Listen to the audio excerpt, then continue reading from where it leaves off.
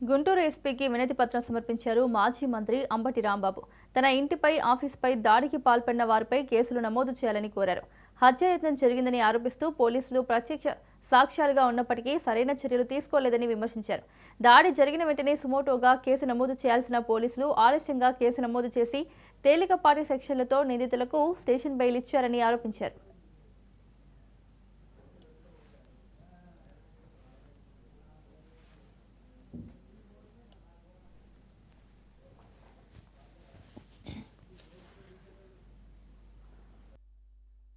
భారతదేశ చరిత్రలో కూడా ఇలాంటి అరుదైన సంఘటనలు జరిగి ఉండవు అని నేను అభిప్రాయపడుతున్నా. 37వ తారీఖున 5 గంటల నుంచి రాత్రి 12:20 వరకు మా ఇంటి మీద, ఆఫీస్ మీద పెద్ద ఎత్తున దాడి చేశారు. ఒక విధంగా చంపడానికి ప్రయత్నం చేశారు. ఇల్లుని, ఆఫీస్ని ధ్వంసం చేశారు.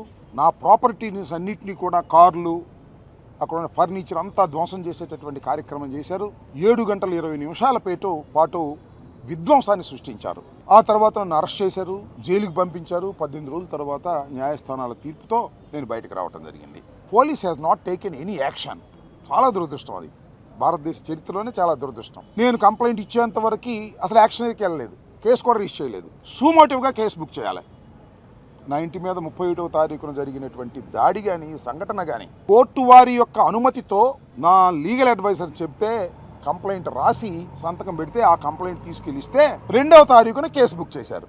ఎవరి మీద? నా ఇంటి మీద దాడి చేసిన వారి మీద నేను ఇచ్చిన కంప్లైంట్ను పురస్కరించుకొని 7 years లోపుగా శిక్ష పడే అవకాశం ఉన్నటువంటి కేసుల్లో పోలీసు వారే బెయిల్ ఇచ్చి పంపించవచ్చు. ఇది చట్టం. అందువల్ల ఈ కేసులు మాత్రమే రిజిస్టర్ చేసి వాళ్ళందరూ బెయిల్ ఇచ్చి పంపిస్తారు. నా మీద కూడా ఇదే case. All are 7 years below.